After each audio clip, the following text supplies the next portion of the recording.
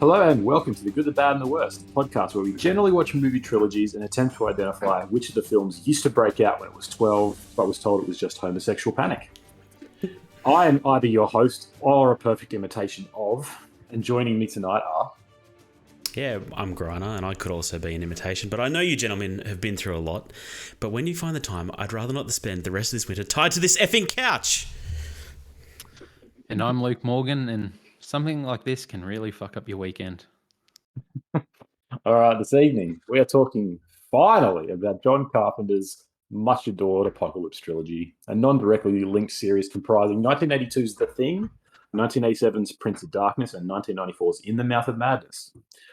I just want to go straight to stat corner before we start to delve into it because, as is so true, my brain just kind of follows its own train of thought. So, you know. Awesome. All right, The Thing. Metascore of 57. Criminal. Budget of 15 million, made 19.6 million. Bad day for 1980. Yep. Prince of Darkness, Metascore of 50. Budget of 3 million, made 14.2. Hey. Yeah. And then In the Mouth of Madness, Metascore of 53. Budget of 8 million, made 8.9 domestic. Oh, man. Not even So, Sam Neill could save that movie. No, in a weird twist of irony, Prince of Darkness is actually the most profitable of these films.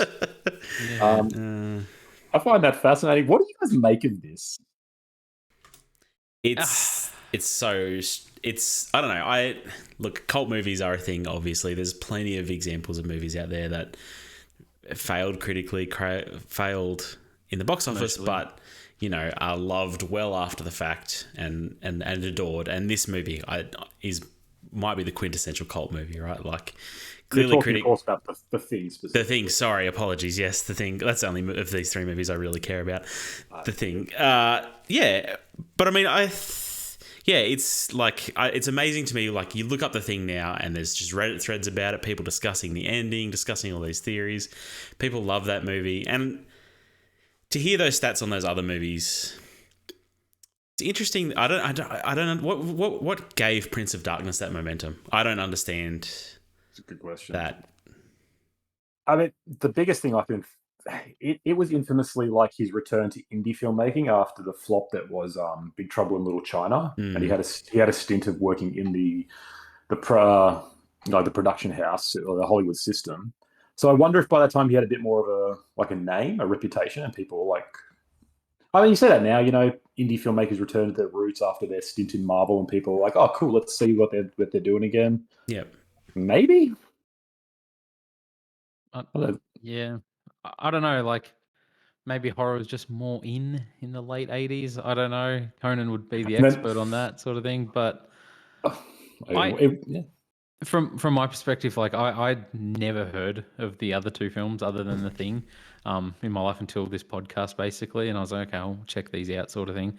And even when trying to find Prince of Darkness, I spent ages looking for Heart of Darkness because that's what I thought you'd said it was. And so I was like, Heart of Darkness. I can't find this movie that? Did you anywhere. read the book? That would be cool as well. I was like, it's a book. I can't find anything in a movie. I mean, we're specifically doing this trilogy now because they're finally all available on streaming, right? Like, it took this long for us to track them down. Yeah, I wanted to do this for at least a year, I think. But yeah, Prince of Darkness was nowhere to be located. So yeah, thank you, Shudder. Yeah, the Thing is a fascinating one. Like, it's like probably like the second biggest cult movie I can think of. Like, or I don't even know if it's a cult movie anymore. I feel like it's just all around like just well received. Everyone loves it now. Like, you sort of talk to anyone about like the tent poles of the horror genre and stuff, and everyone's like, The Thing. Everyone knows The Thing. Everyone understands that snowy kind of paranoia. Yeah, everyone loves that movie.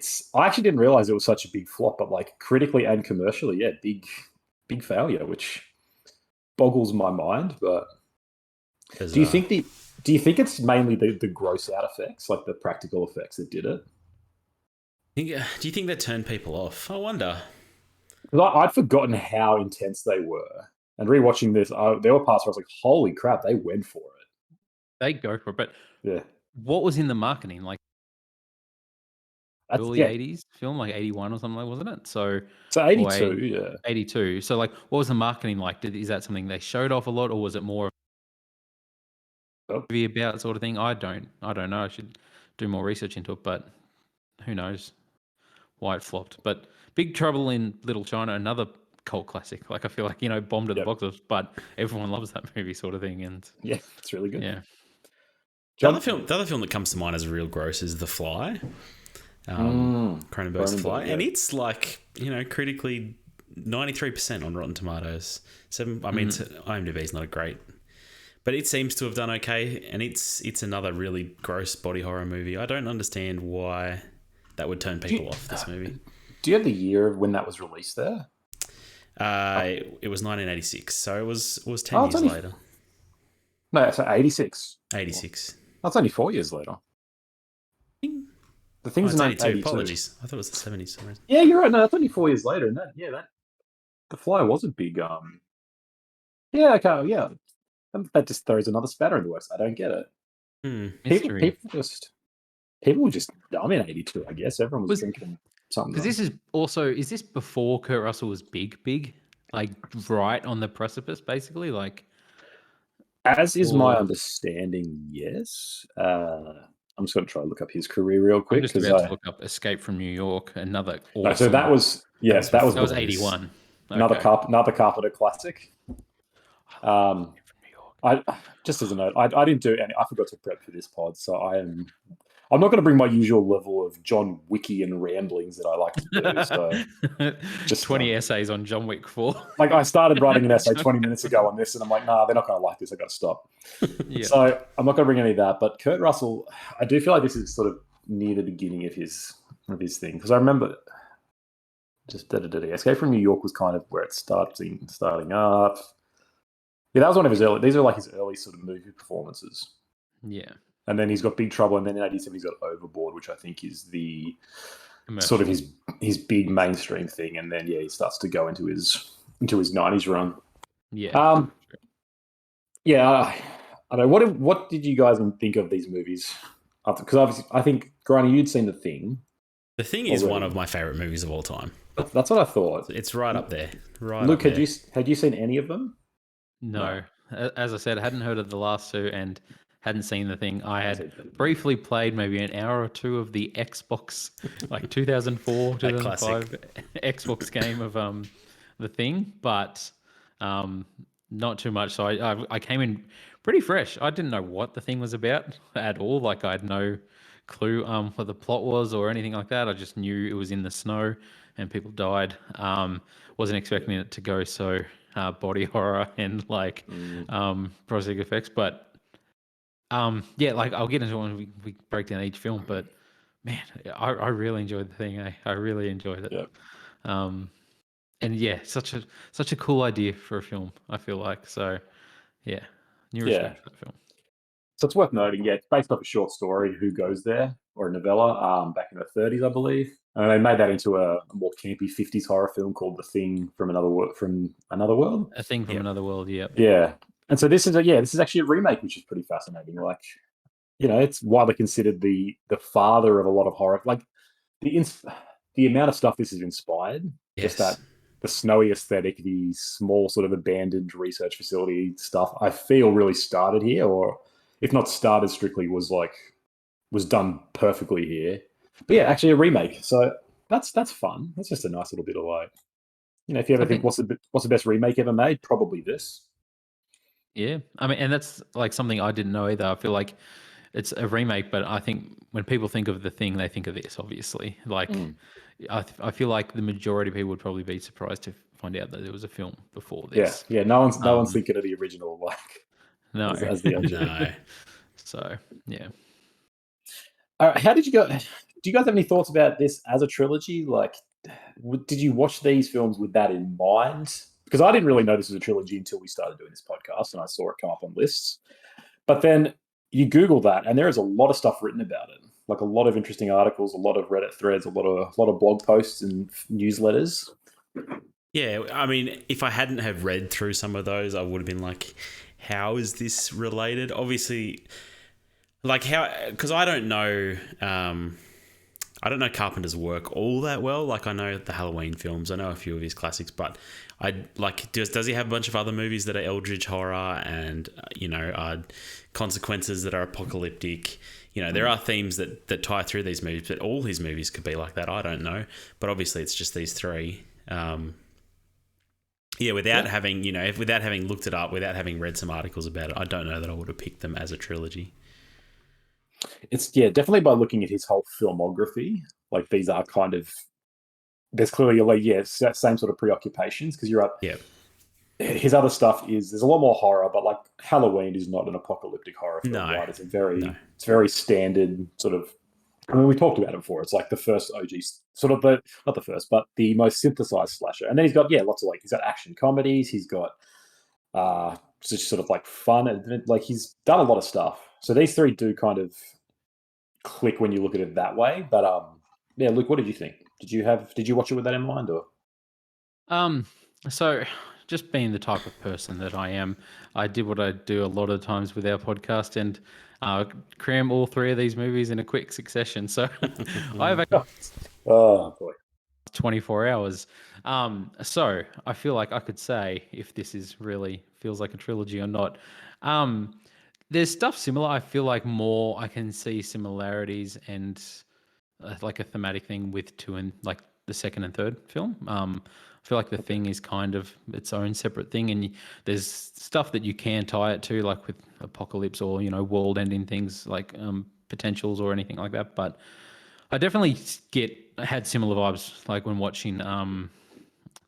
Oh my god, I'm blanking on the third one. Prince of Darkness. No, the third one. Mouth of Madness. Yeah, Mouth of Madness. In the Mouth of Madness, I've definitely had similar vibes and darkness sort of thing. So, I mean, I can see it. We've discussed other trilogies. I mean, it's no Nolan trilogy or anything like that where there's a clear, lots written about those three movies. The problem is now that's canon. Anything is a trilogy, right? Like, we can't really discount anything now. No. So, you should have read Heart of Darkness. We could have thrown that in as the fourth of this trilogy. Would have gone well.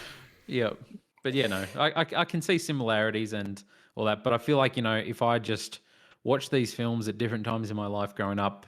I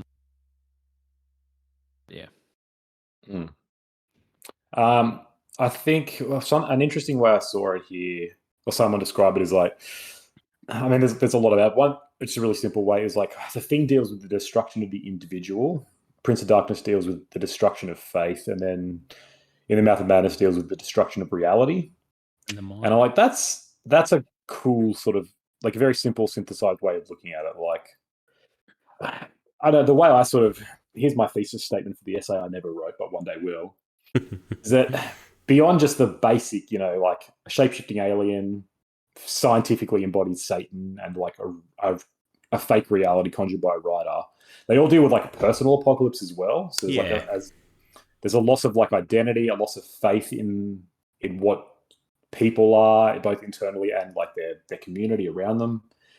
And there's like, it's a very sort of cynical look at human as pretty selfish and very self-centered as well. Like the priest, Donald Pleasance, has a line in Prince of Darkness. I can't remember what it is, but it is like the church basically lied about Satan to keep humans as the center of the world. And that's, when you think about it, that's a really big sort of concept, like really big, really cynical. Yeah. But through that lens, it's like, this is the destruction of, if mankind is the center of the universe, and this is the collapse of the individual, of their faith, like that is the end of the universe by that definition, right? And that's pretty fascinating. So I don't know Carpenter's beliefs. I don't think he's religious, but he's asking a lot of interesting questions here about faith. And I don't know, these texts are a lot deeper than I thought they were coming into it. I was expecting them to be a bit more just kind of like Lovecraftian horror, like, because I'd already seen it in The Mouth of Madness when I was a kid. I've got a lot of real nostalgic soft spot for that. Yeah, right. As all good 7-year-olds. You're the guy. You're the guy exactly. that likes it. You're the one that watched it. I'm feeling Sutter Caney the older I get. Yeah. So watching them again though with like this, there is a lot of subtext, a lot of commentary in it that I enjoyed. Should we get into it? Do you guys have anything else to say about it as a trilogy as a whole? Let's get into it. Let's do it. All right. The Thing. A research team in Antarctica is hunted by a shape-shifting alien that assumes the appearance of its victims. I just want to say straight up, I think John Carpenter is the greatest concept director.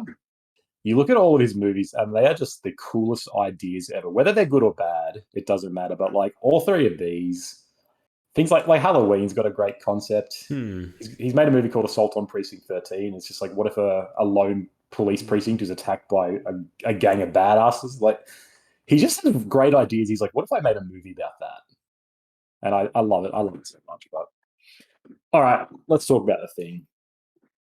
So, yeah, I'd never seen this before. I'll let Griner get into it in a second because obviously he loves this film. I was talking to Griner about this just before the podcast started. I was just like, man, what a cool idea. Like, obviously, like what you said, it's a remake and like it's based off a novel and stuff, but what a cool idea for a film. And I had that thought watching it. And I was just like, this is really cool. Like every scene where I'm like, I don't know what's going on, and as in who is like being imitated right now. I kept going back and forth. I'm like, that one for sure, and then I'm like, okay, no, it's not him. Even like it's halfway through the film, and I'm like, well, surely Kurt Russell's not. But there's a point in the film where I'm like, is Kurt Russell? Can I'm you like, trust oh my him? god, Like, yeah. that's the thing. I'm like, he's the one. I'm like, oh my god, this is what a twist. And then I'm like, okay, no, it's not. It's just it was awesome. I really enjoyed it. It does that great point of view shift where Kurt Russell is the point of view the whole film. And then I think it's Niles. Like all their names are weird. Yes. Yeah. He comes back. He's like, I had to cut him loose because he's acting strange. And then he comes back and you're like, and the shirt. I don't. Yes. And then it hits you and it's like, I don't know. And because I've been tricked into thinking he is because I've been following him. Yeah. Yeah. But now I don't have reason. It's brilliant. Yeah. The like the suspense and the tension of not knowing like who they can trust and who they can't trust. This movie might do it the best of any movie. I don't know. It's so good, and like the setting of it is so good that just that sense of isolation and sense of it just I don't know. This movie just makes you feel cold and isolated, and it just does it really, really well. It's so effective, and then it backs it up with these. I think I love the effects in this movie. Like, I know they might not be like the perfect photorealistic effects or whatever, but they stand up so freaking well. They're so grotesque, horrifying. I love the effects in this movie. Yeah. Like we've talked a lot about practical effects before, right? We have. Like, this movie is the biggest testament to it. It really is. It really is. It's astounding. If it was CGI, this film is completely different because it'd be hard to watch now. But yes. Even if it was made 10 years ago, I feel like it would be hard to watch now, right? Like that's how poorly CGI can age. That's a good question. Have you guys seen the 2011 remake? Or I meant to watch it before this podcast. I meant to watch it before this podcast because apparently they had done everything with practical effects and then they painted over it with CGI at the request of the studio. The Hobbit story. Yes. No. So I keep meaning to watch it because I hear it's okay. But it definitely suffers because the effects just aren't as good as a movie made in 1982. Like, it's crazy, right? Yeah. Oh, you go. No, I was just gonna say, like, I love the design of everything in this movie too. Like, the creatures that they come up with are so bizarre and unique, and I feel like we've seen that bleed into so much media since then. Like, playing Dark Souls. Like, yes, yeah. There is thing creatures everywhere in those games. Like, I don't know. I just feel like it's penetrated media in a weird way. Everything is the thing, maybe in media. It kind of I had that concept coming into it. Like, these films are really, all three of them are very inspired by Lovecraft, right? Like, he's the granddaddy of cosmic horror, and like the tentacles and just this thing you can't understand. And so it's just the way you understand is by like instinctually just seeing things like tentacles make you uncomfortable and seeing like things that look human but aren't human, like that unsettles you, that sort of uncanny valley thing. And there's a lot of that in this. There's like faces but they're twisted in half, and hands that have way too many fingers, and you're like, it's being able to sort of do that and create these things that are so literally like beyond understanding. It's like, I don't know what I'm looking at here. It's meant to be a dog, but it's so wacky that it's lost its dogness. Yeah, it's amazing. It works so well because you. Sorry about that, guys. I had some technical difficulties, but we're back to normal. Luke, what were you saying? Sorry, our imitations are playing up. So basically, in regards to like the the horror and like the prosthetic effects and like all that sort of stuff. My wife and I kept looking at each other through certain scenes. Like I'd be watching something, grossed out, look to see her reaction. She'd turn to see my reaction, and we were both just like mortified sometimes of what we were looking at the screen. Like, oh, this is very unsettling and disturbing. She hadn't what we're seen it before either. No, she'd always wanted to as well. So yeah, it's really cool. Yeah, the face stretching scene where at the end Blaine or Bly, whatever his name is, he like grabs one by the face. It's sort of just like it's like His I don't know if fingers it's, just like go into his face, Yeah, but it's like not- in a weird it's jelly way. it's so weird. It's like it's not in his mouth, but it's not just like it doesn't dig in. And you see him dragging him away. It's just really like just unsettling. It's just not Yeah. nice. Yeah. It's My favorite one always is the they're about to defibrillate the chest of one of the guys, and he puts his hands down, and like just this gaping maw opens up and eats both his arms. Like it's just Oh my god! like who crazy. comes up with this shit? But it's so good. yeah, it's just crazy. It's like what the hell's happening? And it's like it's played for.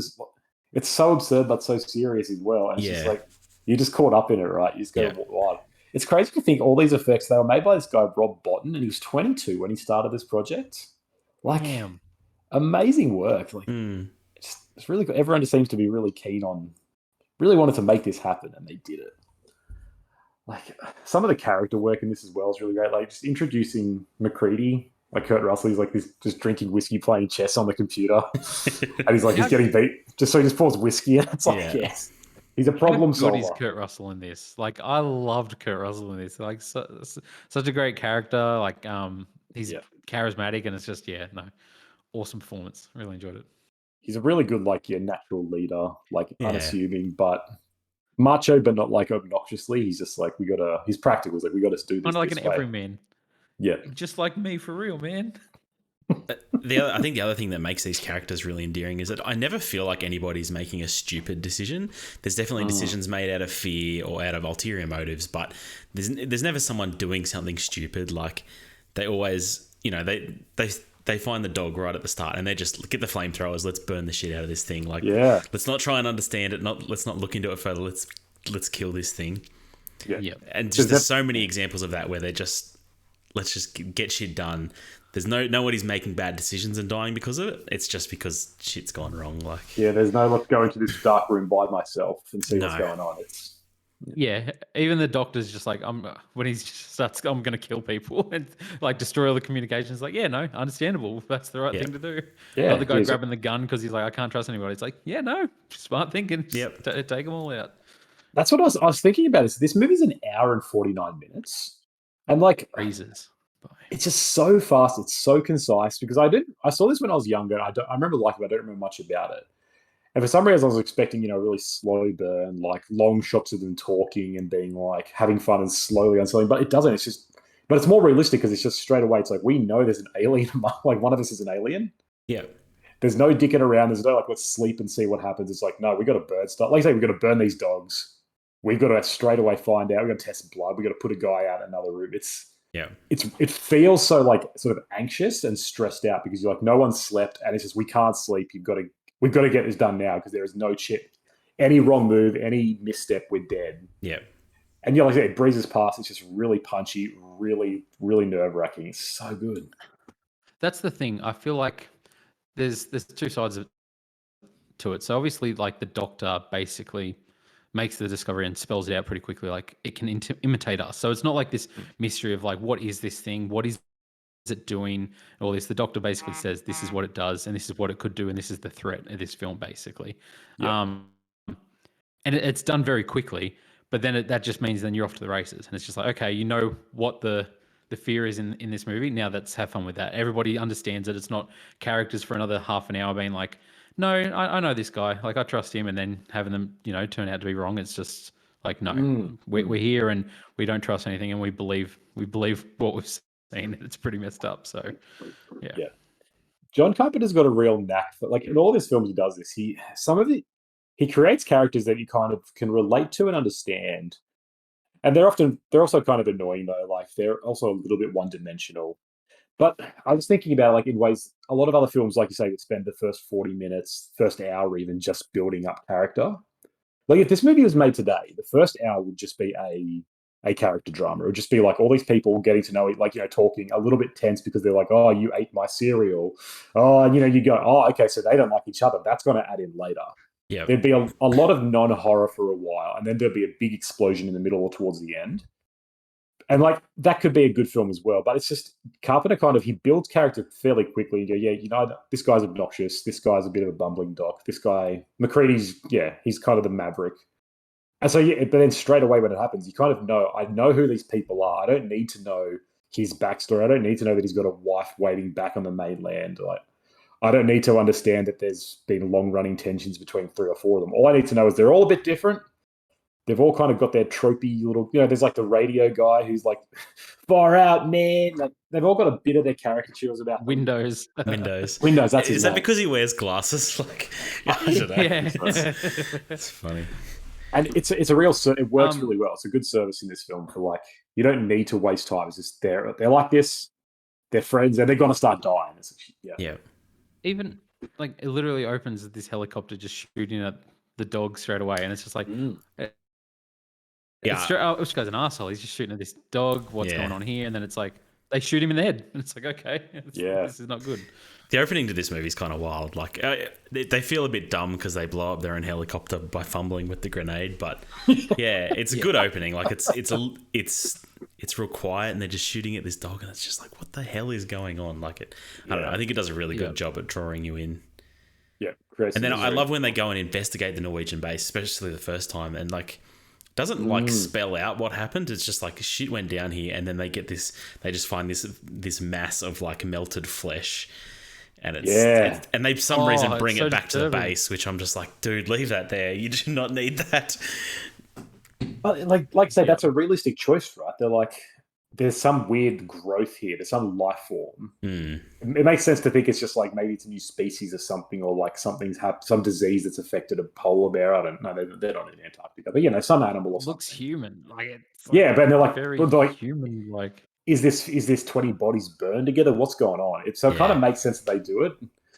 But like, because there's a part where you see the corpse, it's got like the frozen trail of blood coming out of its wrists. And it's just like a really cool image. Like, this is really macabre. It's like, okay, I get what they've done. Like I say, it doesn't spell it out, but you see what he's done. This horrific image. Like, that's gnarly, guys. Do you think they need, there's a couple of scenes, it opens with a spaceship.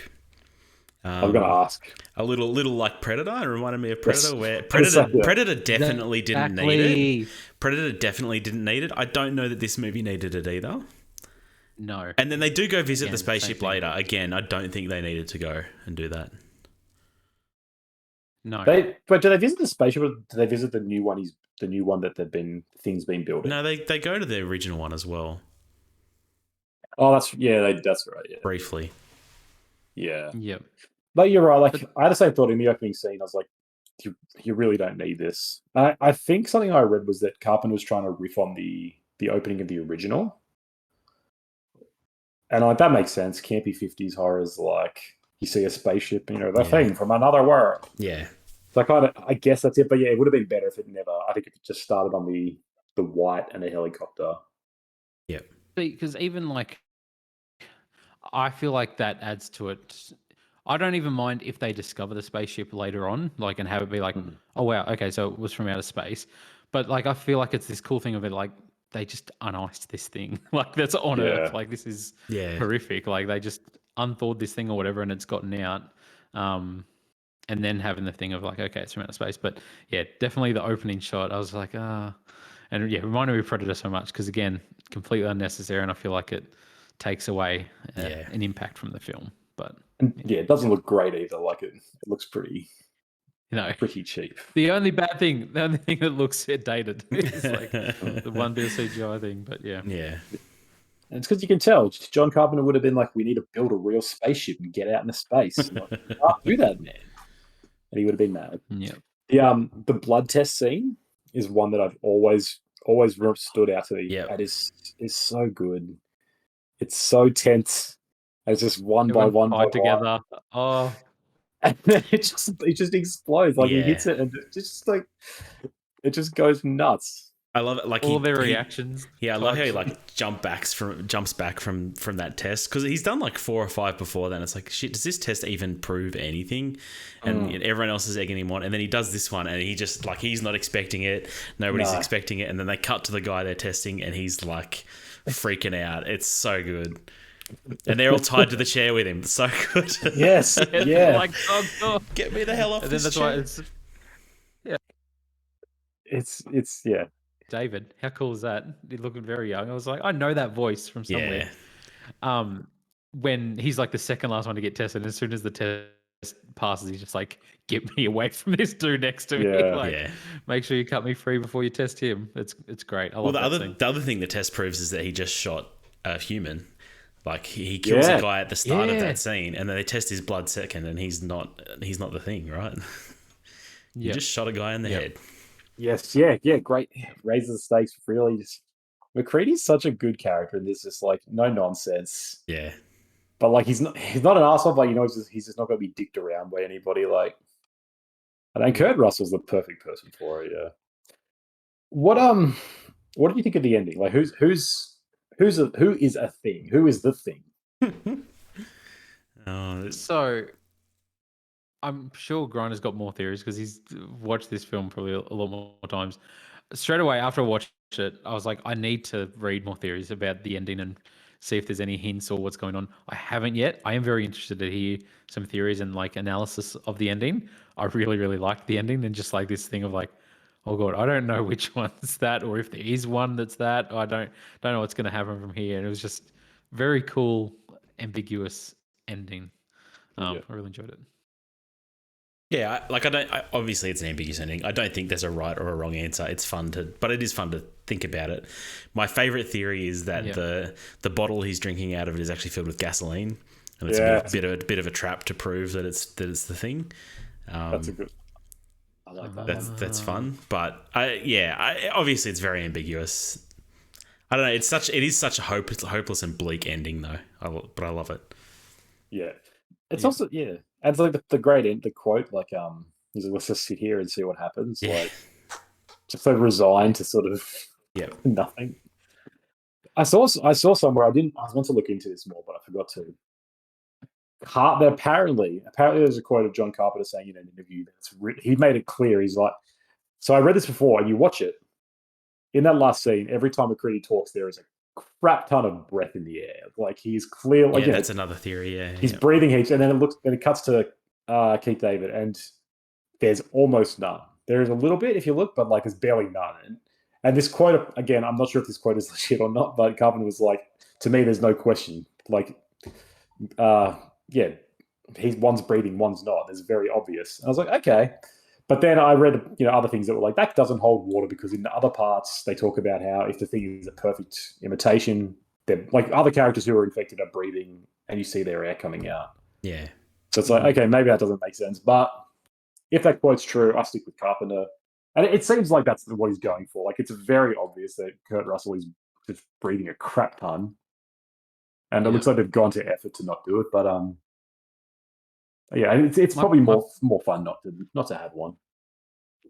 My personal feeling was that Keith David was the imitation, and I like this idea of just Kurt Russell and the imitation just sitting there, just like, all right, let's just relax for a bit here. Yeah, see what happens.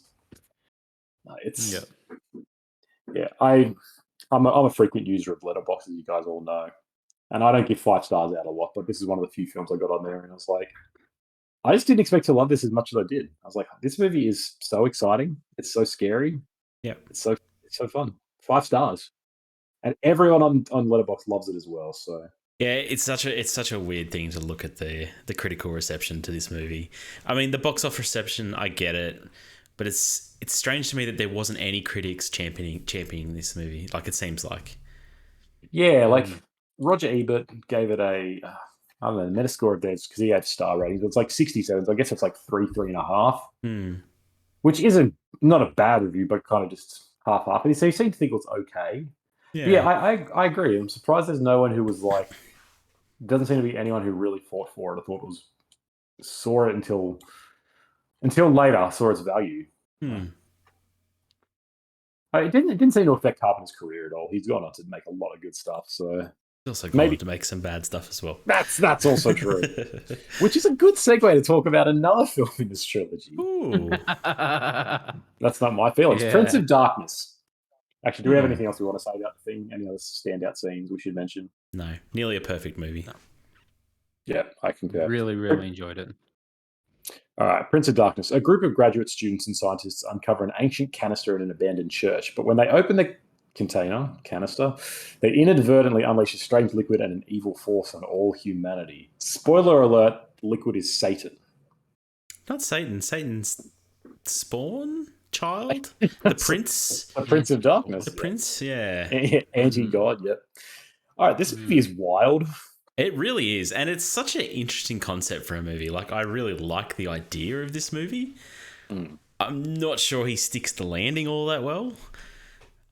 But overall, I love the idea of this movie.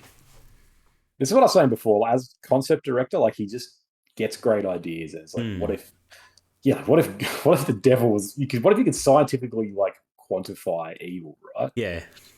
Like that's a riveting idea. Luke, what are your thoughts? So I have a few thoughts. I definitely very unique, definitely very very strange. I didn't want to use this phrase because we used it so recently about the original Mario Brothers movie. This movie felt like a fever dream for me. Probably because I was watching it at 1 a.m. and it felt like I was having a nightmare watching this film. The longer it went on, like it's the second half of the film, I was just like, oh man, this is giving me creepy. So, like, I don't like this. And just the idea, what I really liked, the scenes of people having the same dream, like the nightmare of this, like this transmission. That was super creepy to me, and like this transmission and this voice, and just showing this silhouette through this thing. Yeah. Man, I'm sitting on the couch at like 1:30 this morning, just like, oh god, like I don't like that. I don't like this transmission. I don't want to fall into a sleep and have this transmission play in my head. But yeah, very creepy. I felt unsettled watching this movie a lot. But I felt like, just me personally, the first 20 minutes or so, I was like, I have no idea what's going on. I have no idea what these characters are doing or what this is about or what's going on. And I felt a bit out of it. It's very up its own arse at the start, in my opinion. Yes. Like, they're very much like philosophy, lectures, not physics lectures. Like, it feels incredibly wanky for the first half an hour or so. Yeah. Yep. And it is weird. It's like, this is the best physician, like the best physicist in the world. It's like he's written all these books on the science, and he's just like, what is life? What is like matter and antimatter? What are you talking about? Yeah. Yeah. But I also love that. I also love the fact that it's just really on the nose, like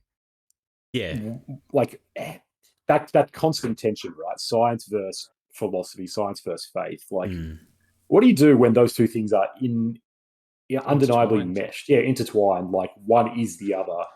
It's like, that's like I say, I don't know if he sticks the landing in this movie. Like, I really enjoy it. I think it's actually a really good film, but it's not the thing. It's not that level.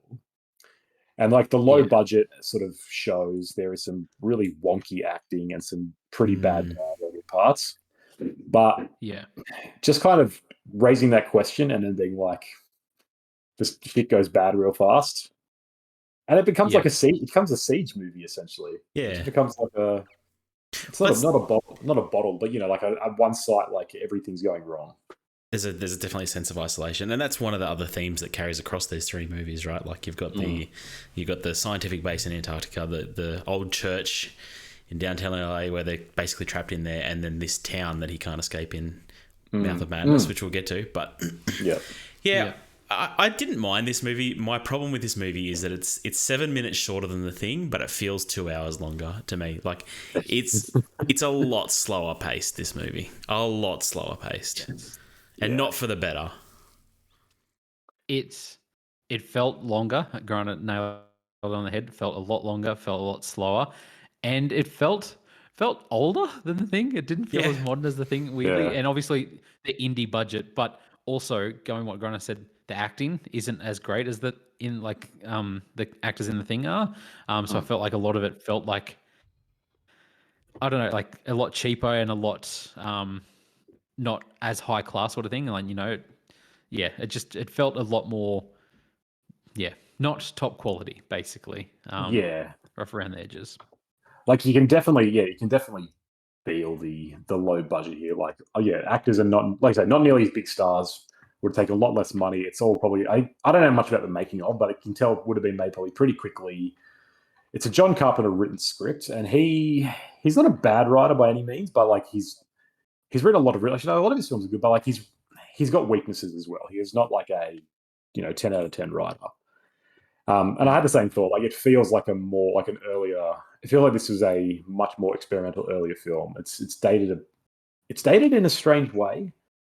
Part of it I feel is almost intentional. Like, I don't know how much of it is his choice to just, Donald Pleasant's like campy. His campy acting is the fate as the priest, and his weird ramblings about like how he hid this up, and you kind of like randomly starts talking. He doesn't actually. None of the conversations feel natural. He just sort of monologues this weird thing and then disappears in a room for a while. Yep. Yeah. But it just kind of adds to this, like you say, the fever dream, sort of the surreal nature of it. Like, all these characters are just kind of, they're all really horny, and they're all kind of talking at it. They're all just like randomly talking about ideas, and then one starts spitting in the other one's mouth, and they go nuts. Yeah. One starts sexually harassing another one. Like, yeah. I don't know. There's some weird themes they kind of toy with, like the sexual. I don't know where. I just don't really know where he's trying to go with that. I'm not.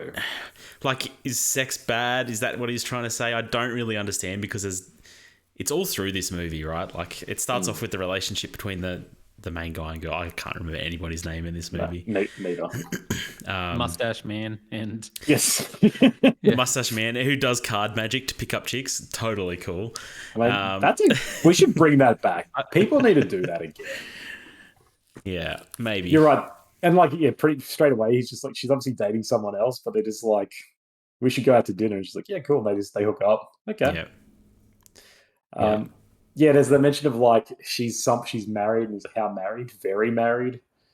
And then someone else is, you're right. There's a lot of like sexual charged energy in this movie. Yeah, and like just the way they even like split up the men and women at times. Like, the women come in the front door with all their bags, the men are at the back loading all the gear in, and then when they commingle, there's sexual tension, or there's just straight up sexual harassment. And then the spitting in each other's mouths is kind of, I don't know. Like, I just don't really understand what he's trying to do there. Unless he's just trying to make you feel uncomfortable, the same way, everything looks phallic in Aliens. But I'm not sure that it works on the same level. It's definitely not to the same level as something like Alien, like where it is just unsettling. It just kind of weirds you out. So I did have the same thought. So like, looking at his writing credits, like, he wrote Assault on Precinct 13, which like really, really good film. Doesn't have any like issues or confusion. Halloween obviously is like, that's where a lot of the whole babysitters being virgins surviving thing comes from. Yep. But like, none of the other stuff that he's written is like, you could see is really problematic in the same way that this movie is, right? And so that's why I had a thought I don't think he's just had a weird reversion and he's like, I don't think he's unintentionally doing. There's some sort of awareness of it. Yeah. But I agree completely with you. Like, it doesn't go anywhere, which is probably my main problem. There's no big comment on why. And I don't know if there needs to be, because in a way it is just kind of, it made me uncomfortable a little bit. Everyone is just trying to cheat on everyone and hook up with everyone the whole time. But these are all horny undergrads. And kind of makes sense. And when they're confronted with evil, it's just like, I guess it's kind of like a slasher, right? Here are like virgin co-eds, and then a murderer comes in. It's like, this is a clash of two worlds, or two sort of completely different things. But it has dated it in a weird way. I know the canister is a cool visual though. I just think like having this giant green cylinder dripping upwards, like to this weird pool that's on the ceiling. On the ceiling. Like, and I think they show the right amount of it too. Like, I don't feel like you ever really get a good idea of what's going on in that room. but they No. show glimpses of it at times, and he's like, "There's things this canister's doing that they shouldn't be able to do." It's like, what? Show me. I need to see this, but it doesn't show you. It doesn't really give you an idea of what's going on. But I do really like the concept of, he's the embodiment of Satan. Let's do some science experiments on it. It's a great idea. It is, yeah, like exactly trying to measure evil, and there's the way that sort of uncovers like the mystery around it, right? Like they're translating the inscriptions. Yeah. And it's like, they've got algebraic formulas that shouldn't exist, and they do. The lid is like welded shut to such a point that it can't be opened from outside. All these ways of like trying to use science to understand this. And I'm not really sure why it ever gets opened either. Like, it never explains how this evil gets out, I don't think. It opened itself. It could only be opened from the inside, was the story. So is that because the priest dies and there's no one else to like watch over it? Or the impression I get is that it's been gathering power all this time, and the priest was supposed to do something about it and never did. Essentially, like they were supposed to find a solution for it, and they never did. And then we ended up in this situation.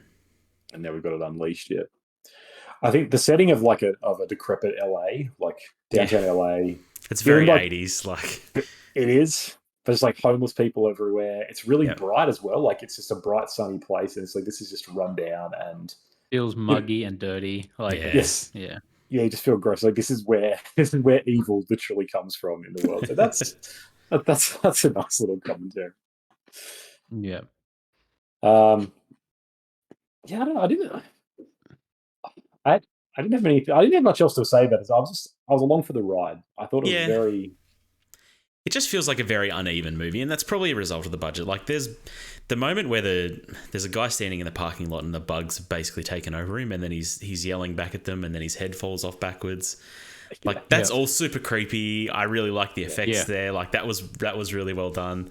But then I don't know. You get that weird scene where the Asian dude, who is a total scumbag, is locked in the he's locked in the closet, and he's watching this woman be pregnant with Satan, I guess. But he's just hanging out in the closet. They don't really make any attempts to get him until Satan's come to be. And then they dig through the wall. There's a moment where he jumps out onto the street and decides, oh no, there's vagrants all around me, which I could see from the window. Quick, get me back up. And he goes back inside. It's also daytime during that scene, and then night at all other times. Like, it's very uneven. Yeah. And a little strange. That was a very weird scene. It was just get ready to pull me back up, drops down. Why are you going down there? Oh man, I'm in trouble. Hops back up. They're like, oh, that was a bad idea. They definitely will kill me. I guess they're testing to see if they're going to actually come out and get us or not, right? Maybe. Yeah. But that was like, I like the part where the assistant goes out and they like you sort of start to see them all flock at him. And there's like the rusty bike there. And it's like, what's going to happen here? And he just like impales him. Yeah, with the bike, which is so weird. It's like, geez, okay, they're doing this. Like, it was a good, I don't know, up the stakes. I wasn't expecting it to go sort of that weird, I guess, straight away, but it did. Yeah. But yeah, but then the dreams, like the dream sequence you mentioned before, Luke, that's where it kind of hooked me, I guess, because the rest of it, there can't be 80s-ness. I'm like, I like that aesthetic, but it's not that scary. But when the dream first appears, I was like, I had a moment, I'm like, is this right? Am I dreaming? Is this meant to be happening right now? Like, because it feels out of place, but then it just adds to it really adds to the whole science fiction part of it, which I love. It's like, and it keeps playing back at it. And it keeps showing that silhouette, and it's really unsettling. Same scene, and like the same voice of like transmitting from like year, like what, like 1, 3 or something like that. 2077 or something, yeah. Oh, it's just like he's like 199, but it's like, what?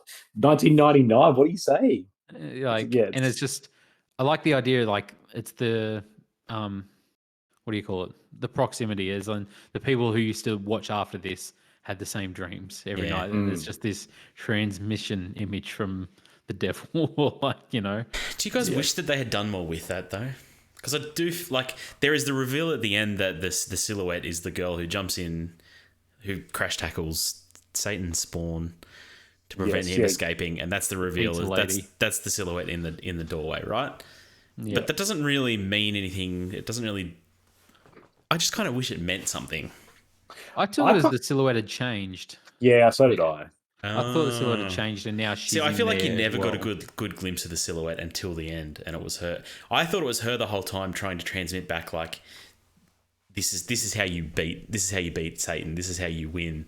That's where I thought it was going. It was them sending a good message, like a message of listen to me. This is what you need to do to succeed. But they never did anything like that. And maybe that's just me putting my own expectations on it. But I felt like there wasn't a very good payoff. It was very creepy. Don't get me wrong. It worked well on that level. But I just felt like there wasn't a lot of payoff for it. Yeah, I read it similar to Luke as like because I thought that you see it. I think you see it like 3 times, and it's always just a black shape. And then when you see her, it's pretty obvious. Like I don't know. I thought that this is her now. So something's changed. You might be right. But I couldn't.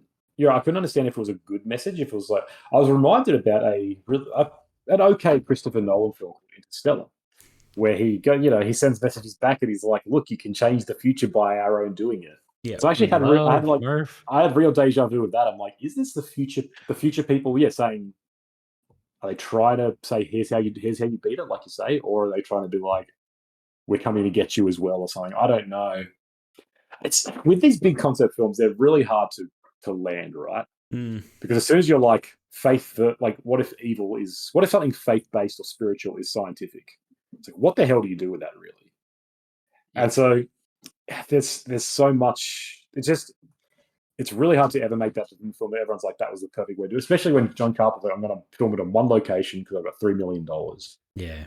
So I guess judging it based on those merits, I really have an admiration for it.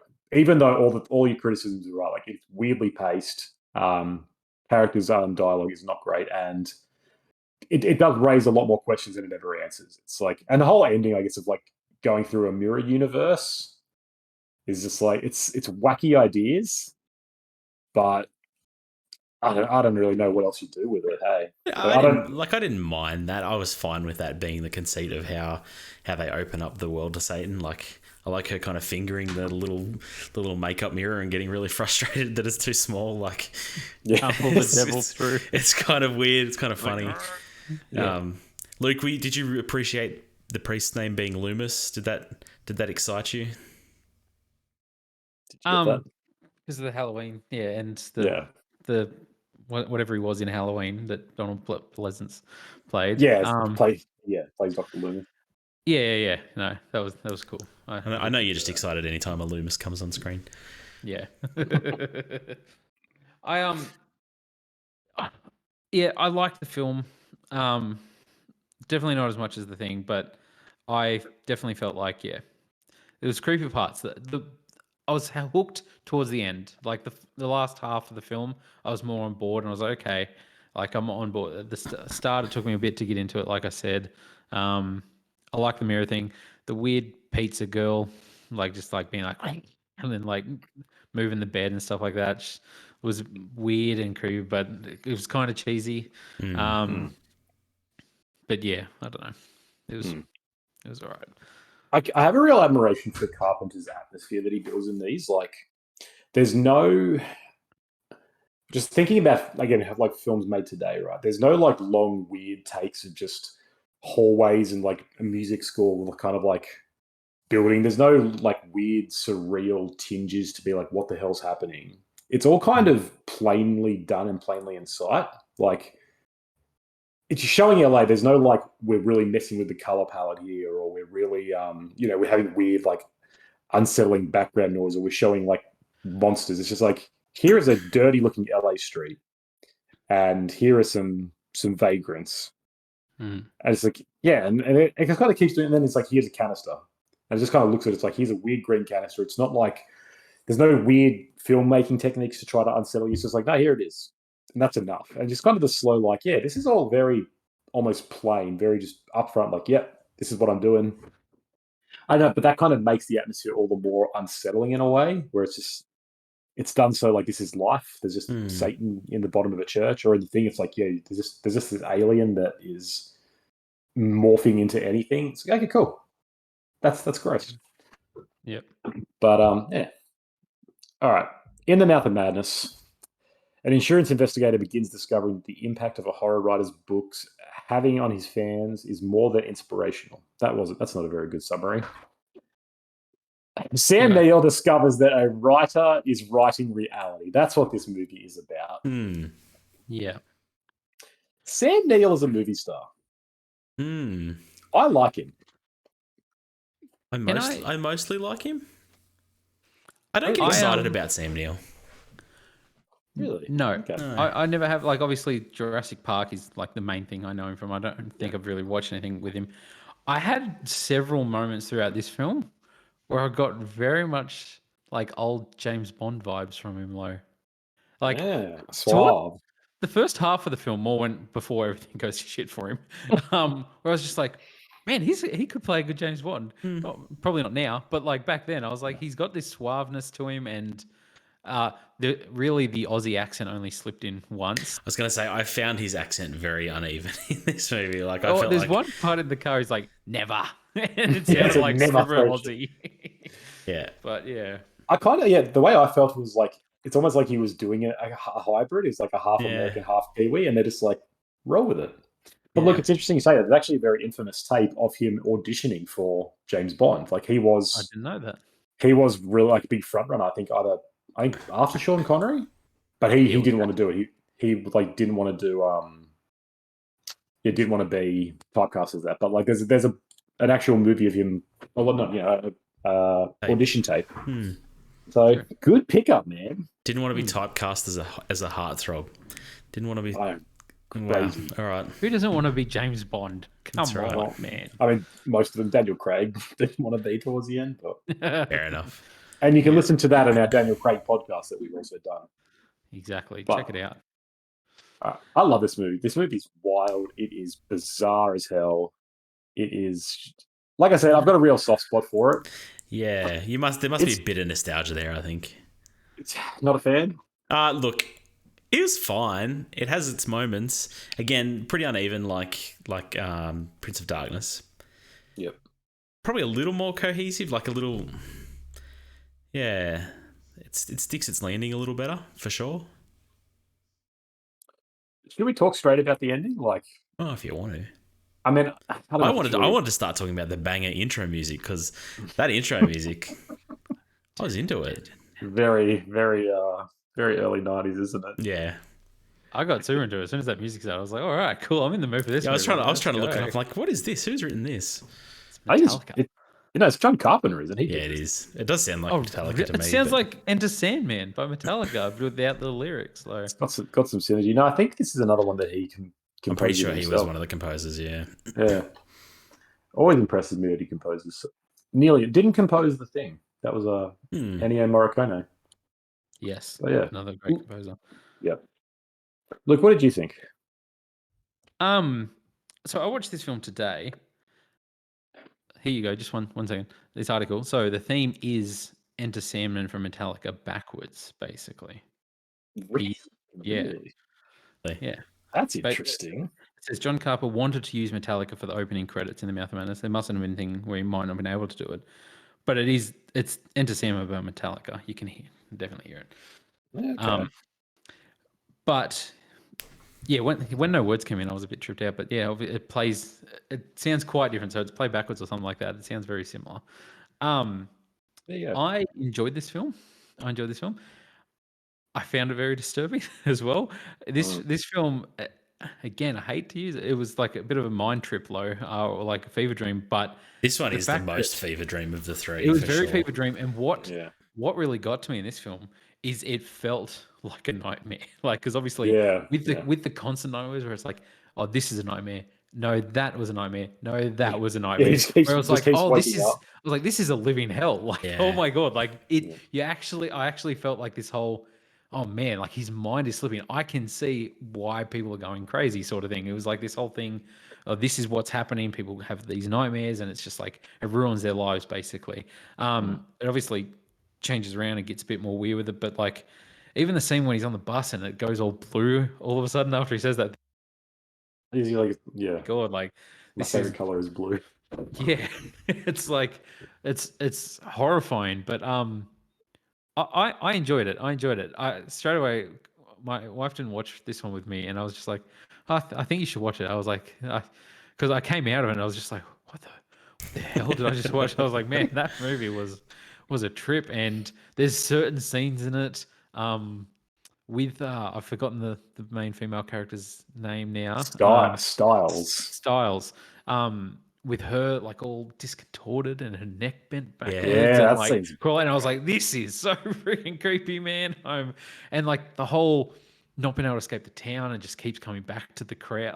I'm like, oh, this is some schizophrenic. Like it's horrifying. This idea, this nightmare. But I enjoyed it. Very weird and unique again. And yeah, Yeah. I think that's the thing that I really admire about it is like is what you're saying. It captures that. It really like perfectly captures the feeling of what would happen if you were living in like this created world that's going wrong. And like, so it keeps just randomly showing scenes. It keeps showing dream after dream after dream. And so you're like, I don't know where I am now. I don't know if he's still awake or if he's still dreaming. yeah, Dudes turn up and just start hacking each other apart with an axe, and it kind of cuts to another scene. It's like, did that happen? Or is this world one where that just goes on as normal, or is that completely unrelated? Um, it then re-shows more scenes, like when they're going towards Hobbs End, and you keep seeing the guy on the bike, Yeah. I and was you just about to say like and it's very creepy. It's really unsettling, and you're like, I don't know what's going on. Is it meant to be the same thing, or is it like? And you can't figure out exactly. It's like it's one of those movies where you can feel what's happening and you get the idea, but it's like you feel like you are being told this story is coming to life, and you're like, I don't know what's going on. The very fabric of reality of the film itself yeah. is complete is the horror, and it's like that's what it's trying to capture, and it does it so effectively. I reckon it's Yeah.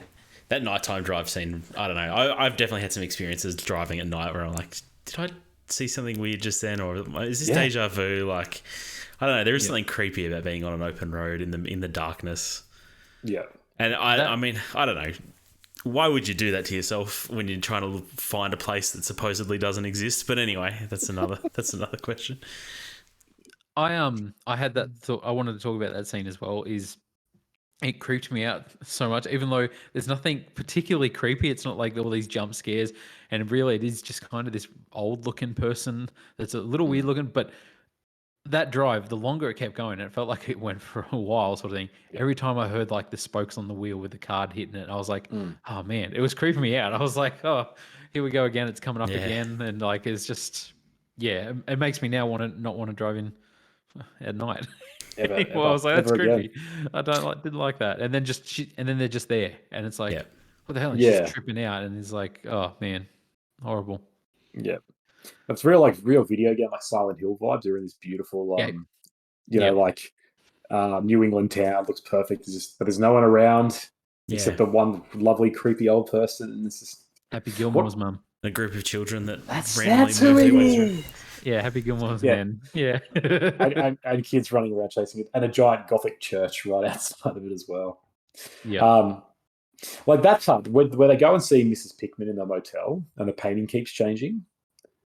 It's just I don't know, it's like it's not scary like a jump scare, No. but it just keeps happening. You're like, Unsettling. and they're looking at you, and it's like, oh, that's weird. And then he goes back later, and they're transformed creatures, and it's like, oh, that's weird. That's Yeah. not.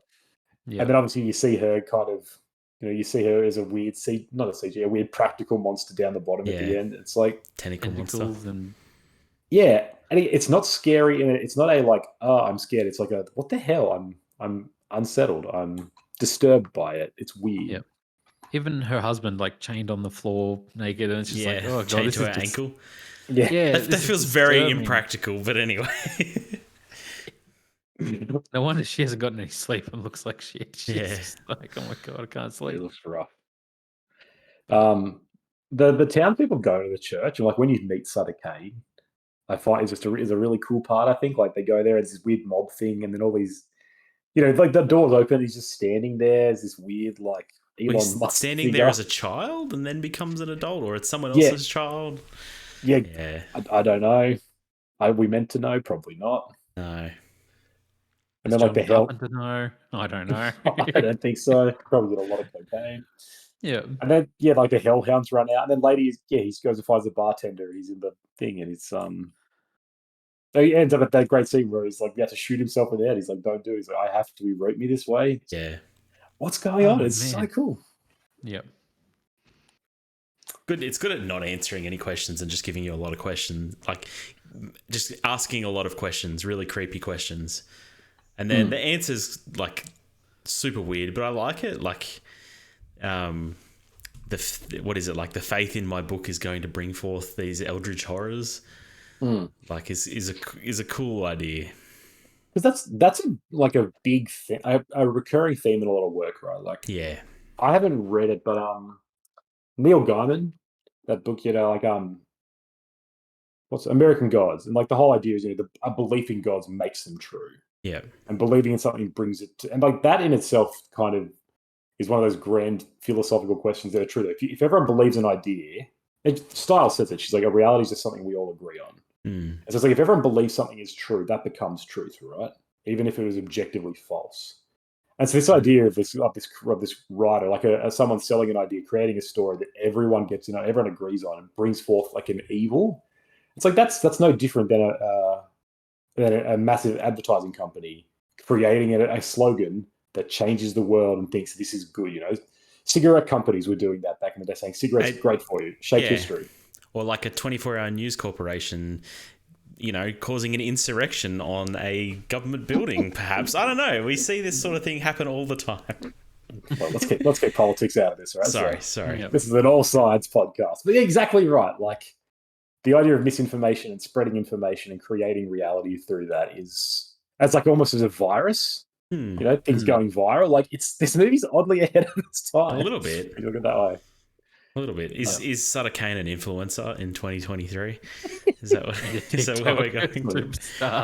He's if Elon Musk was more of an influencer, rather than an industry. His name would have to change because it's kind of a play on Stephen King, but it'd have to be a play on Elon Musk or something. Yep. It's such a good name though, Sutter Kane. It's so creepy. It is weird. It's like, what is that name? Yeah, he's it. I don't know. Have you read Sutter Kane? I love where he just comes in with the axe at the start. Yeah, like, just like what the he fuck? just walks across the road the whole time the shot, and they're just sitting there having breakfast. It's yeah. The whole start, I was like, this is like some Rick and Morty shit. You don't have the IQ to understand Sutter Kane. Like, you just don't get it. You're not smart enough. To be fair, the pupils changing, like it's like gross. double pupils. It looks they're all weird double. Like, so we talked about this is the most like kind of Lovecraftian as well, right? Like, the name's an obvious play on. There's Lovecraft wrote the book At the Mountains of Madness. There's an obvious reference there.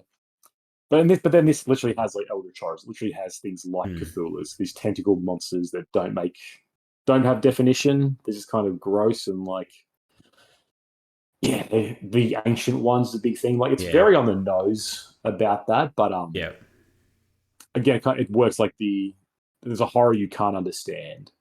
And so, on one hand, it gives you these monsters that you see, and it's like, what the hell is that? On the other hand, you don't know what's happening. It's just there's these scenes of the same thing happening over and over again. You're not really sure if you're watching a comedy or a horror or what. It's just, it defies comprehension. Like, that's because everybody wants Lovecraftian films, but they never work. Because how do you show something that can't be perceived? And this, I don't know if this does it the best, but whenever I think of like a Lovecraft film, I'm like, this is probably the closest we'll ever get. Like, it captures kind of the essence of his work, I think. I don't know if that's not your thing, then this movie's just got to not work. I think for any, like, if you're not into that sort of stuff, this movie would be bad, I think. And I wonder, that's probably why it didn't do very well.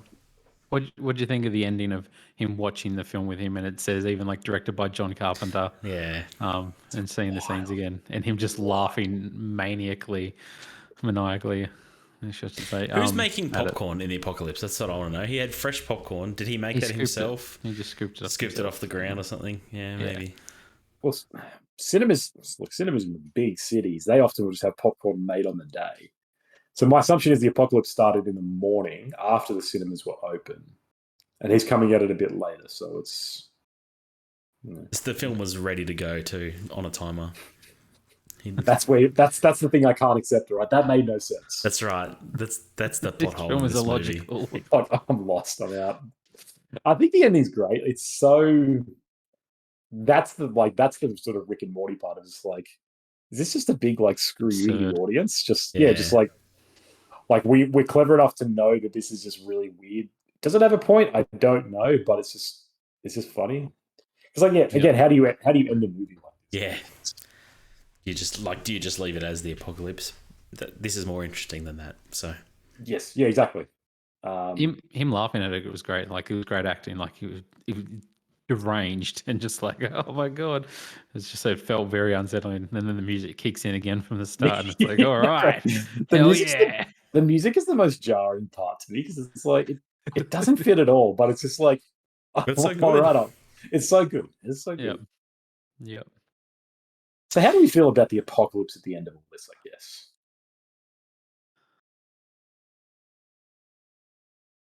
Fair enough. Yeah, Your silence speaks volumes.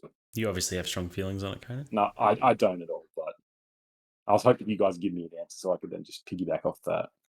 I mean, it's kind of implied almost. Like, you don't really see it happen. You see the aftermath, and that's about it, right? Like, you don't. I don't know. It's convenient that Sam Neill was left untouched, but I guess that's how he was written, right? Exactly. Yeah. Exactly. The Last Man on Earth. I like hearing. It reminded me of the ending in the second film. Like, I like hearing the transmission again. Like, there's a transmission playing as he's walking down the streets, and it's like, if there's anybody like me out there, like, that haven't watched this damn film or read this book yet, that haven't lost their minds, please, like, do this or get away, or who knows. Like, it's interesting to think what's happened to that world and all that stuff, and what surviving in that world looks like after that. But yeah. That's actually one of the nicest touches where they're like, what about all the people that don't read? And he's like, they made a movie about it. Yeah. It's like, Comes out in 2 months. Man, the turnaround time on that film was quick. Yeah, I want to know the logistics of like Sutter Kane, how his the whole contract works, how his money works. Yeah, that is impressive. The book comes out in 2 months. They're making a movie. Like, do they even have anything? Because they also say he doesn't really give notes to anyone. He gives it to like an editor. Yeah, when it's ready to go. Like, how do they know what they're making the movie on? I'm so confused. It's an interesting system he's got going. I love the weird creature living in Sutter Kane's back. That scene is really creepy. Oh my god, man! The makeout scene. Oh my god, weird little demon baby on the back. Yeah, creepy as. Kind of unnecessary too, but really creepy and weird. Putting her hands all up in it. Oh my god, disturbing as. And the really wet door. It's cool. Yep. things that are moist are just unsettling. Yeah. I love the part where he starts to like peel himself open, and it looks it looks very fake, but it's pages of the book. It's interesting though, like how he becomes the background. I don't know. It's strange. It's a strange effect. Yeah, I don't know how they did it, but it's cool. It's very digital. Yes. Yeah. Practical. They just ripped it away. They had several actors play Sutter Kane who died in the process. Yep. Yeah, all right. Like, I don't know what I should say. Let's rank them. Let's just rank these movies. I think it's unless someone's got to throw a real curveball. I think we're going to agree on this, all of us. Well, I don't know. So number one is obviously The Thing. Yep. There's no dispute there. What's number two for you guys? Mouth of Madness. Yeah, okay. I think it is. Yeah, no, me too. And Prince of Darkness. I really did enjoy Prince of Darkness, but In the Mouth just had such a good spot in my heart. Yeah. Would you guys consider? Is very good too. Great book. Worth the read. Interstellar also good for different reasons. Yeah. Yeah. Do you guys have anything else you wanted to add, or I forgot to ask about? With this whole thing, obviously, there's the religious aspect in number two, and then like number three, it's this whole thing about him writing reality, and like you said, people believing in this book, and like it brings it in to reality.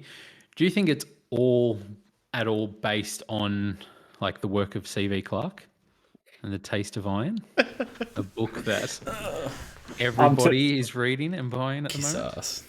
I'm telling you, this is why I like In the Mouth of Madness so much, because I'm like, that could be me. That is me. That was what you aspire to be. I'm like, I want to write a reality where people start killing each other. You want for an my axe work. murderer to walk over to someone and be like, "Have you read CV Clark?" Oath.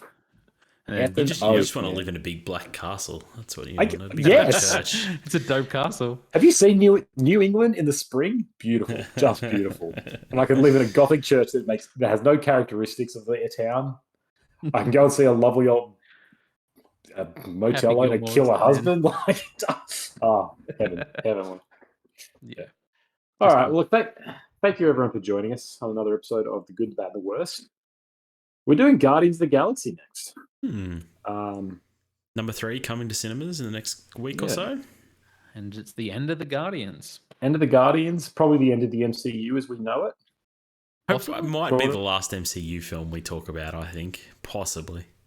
Luke might Especially have ever other since- things to say about that. Yep. But I mean, the last especially after new our, MCU film. How about that?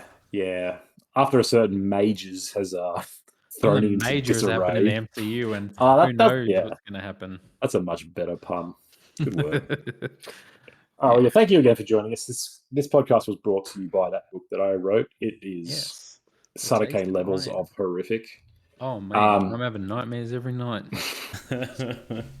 If you enjoyed this podcast, we do have another podcast. I don't know where. Coming But soon. It's coming soon. It's in the works. Pre-order it now, much like Hobbs and Horror. Exactly. And, Get onto it. Get keen. Look, we're on all our socials. Like and follow us there. Give us a rating on Spotify. Follow us on Spotify or wherever you get the podcast. It helps a lot. Yeah, we'll see you next time. Peace. See ya.